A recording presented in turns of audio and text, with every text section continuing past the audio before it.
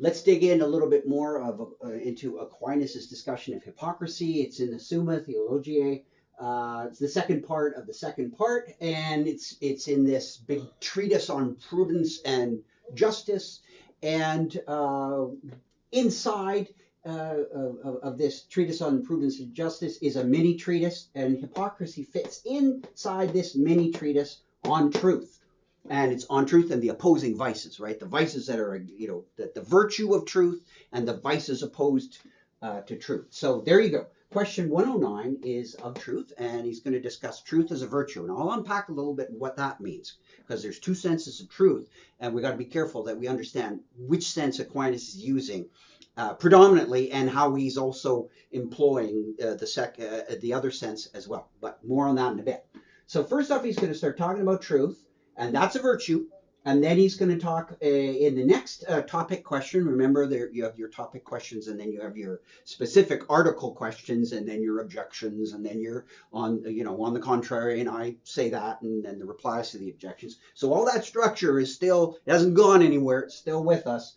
So we start off talking about the virtue of truth, and then Aquinas shifts to lying, right? So this is like the big vice against truth is lying.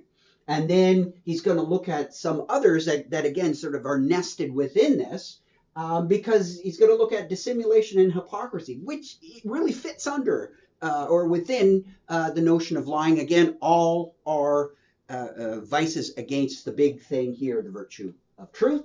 And then he's going to look at boasting and irony. So if you really want to know about all aspects of life, you may not agree with Aquinas, but he's got something to say on pretty well everything. It's exhausting. Wherever you go, there's Aquinas. Now, okay, so again, truth is a virtue, and these guys, lying, dissimulation, hypocrisy, boasting, irony, these are all vices.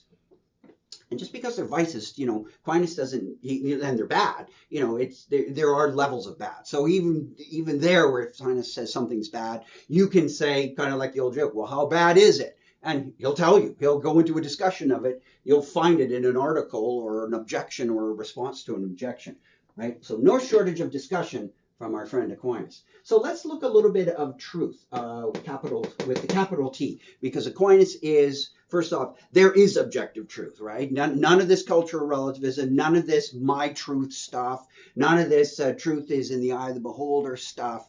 No, nothing like that. There is a world, there are facts in the world, and there are truths. And truth is related to fact, and it relates, in fact, the mind to facts, right? And facts are mind independent, right? So Aquinas is a full-blown realist, hardcore. You cannot subjectivize very much in the Aquinian framework. And so that's one thing we have to, whether you agree with that, that's another story. But if you want to understand where Aquinas is, that's where he's coming from.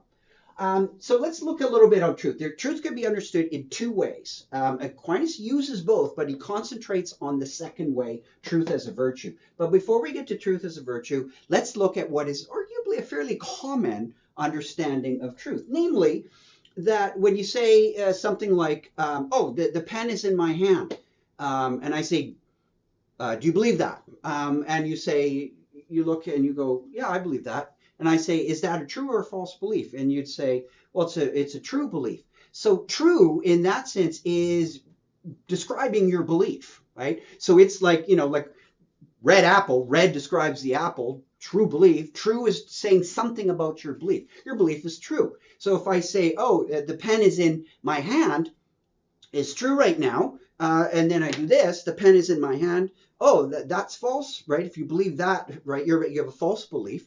Or the statement, the pen is not in my hand. So how reality is and what we think about it, that will determine whether or not we have true beliefs or not. So if it's the case that my belief, there is a pen in my hand, corresponds to what's in reality, I can only point at it, right? Like that's reality there. If they correspond, then we would say, Aquinas would say that's a true belief. Okay, so true in this first view is a property of belief. And he said that's in your intellect. So the mind is divided up, right? When we say things like, I know, here's a simple division of the mind between the intellect and the will. I know my essay is due tomorrow. I'm not going to do anything about it.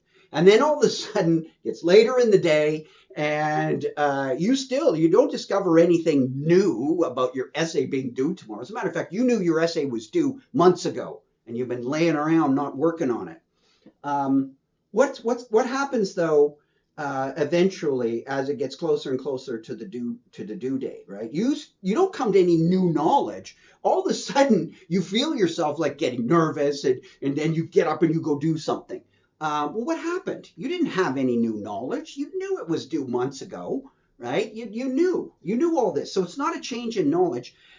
What happened? Well, your will somehow changed, right? A different part of your brain, a different part. Aquinas wouldn't use that language. He'd say like different part of the soul, a different part of the mind has kicked in, and now all of a sudden you're up, you're off the couch. You've thrown everything aside, and now you're going to work like you knew you should have on your essay. So that's something like the will. The will is kind of what gets us going. Knowledge is more of a kind of a passive thing. It's a relationship to the world, but you can know stuff and not act on it, right? I mean, lots of people do that. They have all kinds of beliefs, and that could be true, but they don't do anything about it. Okay, so property of belief. Let's go back to that. So in the intellect, I believe, and I just use another example here. The cat is on the table, and in reality, Z, the cat is on the table. And so when Q, my belief, corresponds to Z, this is the real situation. If it corresponds, we say Q is true. So it gets the thing of a true belief. And if there's no correspondence, we say false belief. Now, this is a very straightforward but simple notion of truth, because it's simple because it hangs on the way the world is right now. How do you talk about things that you believe that there's no correspondence to anything physical now, like Caesar crossed the Rubicon or something like that? Yeah, certain things might be there, but Caesar crossing it is not there. So this theory of truth, a simple one, does run into some problems. But for our purposes here, we're just looking at it in a very straightforward way. So you got a correspondence theory of truth happening here. Aquinas is not quite going to use this particular thing because this is in the intellect, right? This is where you knew your essay was due. And this is when your will kicks in. I got to get my essay done, right? There's something different going on when you actually get up off the couch and start working on your essay.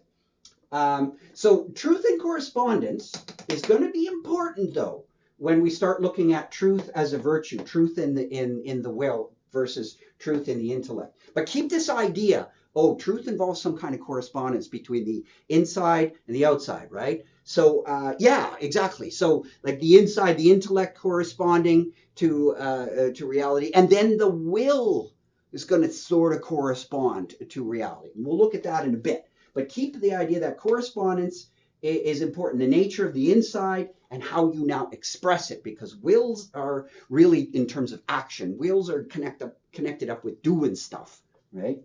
And the way it's expressed. So now let's go over here. Now we've left the intellect, by intellect, we're off to the will. And will virtues, that's where these things are. You can think of them as characteristics, propensities, skills, and those are it's pretty hard to unpack all this, but that's more or less in the will, where we have propensities to do things. Now, think of it this way. If you are X on the inside, whatever that happens to be, you have certain beliefs or whatever, or certain positions, it doesn't really matter. But if you're this way, X, we'll call it X on the inside, and you do and say Y and Z things to get others to think you're this little negation sign, other than X, contrary of X, something different than X, inside, well, you're not acting truthfully, right? Because you're not saying truths, right? You're acting in an untruthful way. But let's say that you, on the other hand, you're still X on the inside, and you say and do, instead of these X, Y, Z things, Y prime, Z prime, and that gets others to see you as X, how you really are. So this one, you're X on the inside, and people think through your actions and expressions and all that, you're not X, you're not being truthful. Say and do this, others see you as X, you're being truthful. Now, and we have to say this, you can trust him. Why? Well, he's the truth. He's an honest guy, right? Why? Because he doesn't deal in lies. He's just, look, you can pretty well rely on him, unless it's like extreme circumstances, Joe and Sally, they tell the truth, right? They're truthful types, right? And Aquinas, unpacks a lot of these things because, what do you mean by propensities? Well, it's a habit, right? And so a lot of virtue ethics, I mean, this would take us away from the main topic here, but these are virtues, like they're skills, and you make them. That is, you practice certain things such that you get better at it. You practice skating or some kind of pottery making or whatever, or mathematics or whatever, to get good at it so you can do it quite comfortably. Practice a musical instrument, you can become virtuous on the instrument where you don't even really think about it. It's a skill, and you just sit down and you can play a song and you don't have to really concentrate on it. That's the goal here. Until you become someone with a habit, you would become a truthful person. That is, you have the habit of always telling the truth, unless it's like extreme circumstances. So for you to not tell the truth, then you would have to be putting a lot of thought into it, like, well, what's going on here? Maybe something's different. But normally I just always tell the truth. Yeah, you're a truthful guy. So it's a propensity or habit. So this is going to be a characteristic of the will, and we can be trained in that. This is what we do with kids, right? Little kids, sometimes they tell little fibs and things like that, and we say, hey, don't do that, because it becomes easier and easier. It becomes a habit. Lying can become a habit, and that's a vice. Don't do that. Just like truth telling becomes a habit as well. And as a matter of fact, many thinkers have said, if you want to be a good person, act like a good person, and it will become just second nature. That's the gist of Aristotle's virtue ethics. If you're not that great of a person, well, look for models, find the virtuous people around you, ask what they would do, right? And in a religious context, what would Jesus do or whatever. Pick your favorite sort of religious figure. You ask, what would that person do? And then I mimic it until it becomes a part of just the way I am. I'm not mimicking anymore. I just do that, right? And it becomes a propensity or a habit. Okay, so if you're doing that and your propensity or habit is to express in your actions to correspond what you really are, like you're expressing yourself truthfully, well, then you're being, a truthful person. You're exhibiting the virtue of truth. But careful. Expressing truth, right? Just simply uttering truths all the time is necessary, right? If you don't do it, you're lying, you're doing other things. But it's not sufficient, because we can cook up situations where if someone's, upset about something, let's say someone, did poorly on a test, did poorly on a math test, and said something like, oh man, I didn't do well on that test, and I did lousy on my math test or something, and now I could lose my scholarship, and maybe I can't afford to go to school unless I can keep that scholarship. And so that, this is, and let's say you're really good at math, and you sleep through the course and you ace the test. So it is true that you passed the test. It is true that you put no effort in and everything's great for you. But if you were just to say that, well, that test was easy, I passed it, I didn't even study, and I'm going to get an even bigger scholarship now, you'd be uttering truths and all that time. But we would say that wasn't a very virtuous thing to do. So Aquinas, following Aristotle in the standard approach to virtue, it's a skill. It's not something, and it's not quite like the intellect, where the intellect, like, things are true or they're false. When is it virtuous? When are you really being virtuous in the sense of being a truth teller type? Well, you have to make judgments, right? And Aristotle, if you go back and look at his notion of virtue, it's contextualized. And a lot of people say, hey, wait a second. If you contextualize it, that means it's not the same behavior all the time. Exactly, it's not. A virtuous person could act in a similar situation quite differently, because it's a similar situation. It's not identical. And Aquinas follows Aristotle in that, look, you being truthful and being virtuous, having truth as a virtue in you, will involve rationality and judgment and maybe emotion and all kinds of things. So Aristotle had the notion of being virtuous was more complicated than just following a rule, right? Kant and some more contemporary ethicists are much more formal in their views about ethics. Aquinas, this is old stuff. This is more like Aristotle, where it's like, well, no, we have to balance emotions and we got to look at situations and make judgments about extremes and all kinds of stuff. So it's a much more complicated process.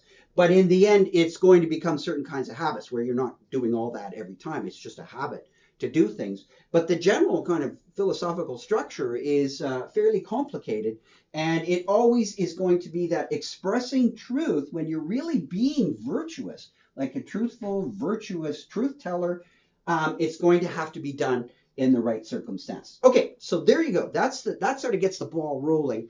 And in the next, I'm going to look a little bit at lying, and then talk about hypocrisy, and I'll leave you to read these others. Interesting as they be, they'll take me too far away. See you next video.